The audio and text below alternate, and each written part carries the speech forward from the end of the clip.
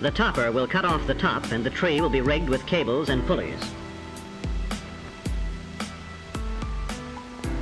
For most people, a job like this would seem too dangerous, but then logging is a hard and dangerous work, and these men take pride in their strength and courage.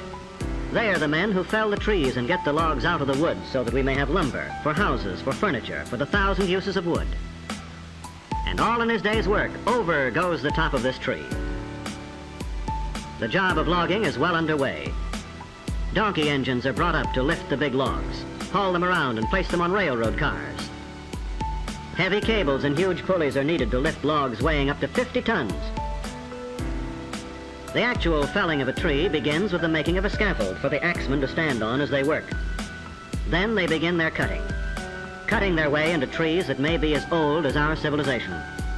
For the redwood trees of California are probably the oldest of living things.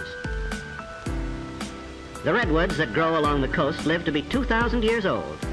They are young at 350 years, they are mature at 1,000 years, and they reach old age at 1,500 years.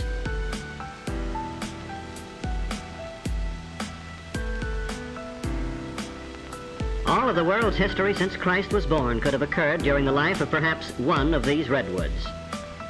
But just as the tree itself is able to live through centuries, to live even through forest fires, so when the axes,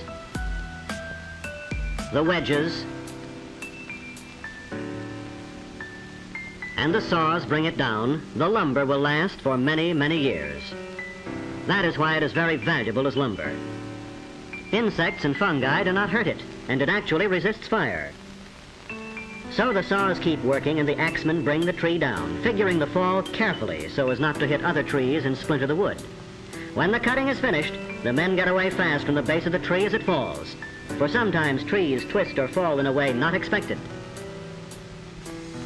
But usually they fall just as the axemen figured, and sometimes the axemen figure very closely, closer than one would imagine.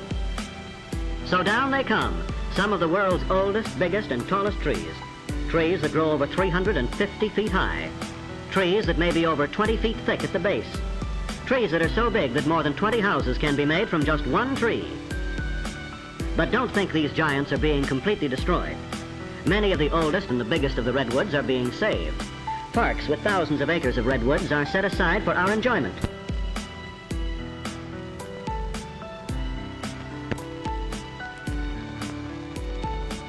But now the logs are cut to the lengths wanted by the mills and the carpenters and started on their way to becoming boards useful to mankind.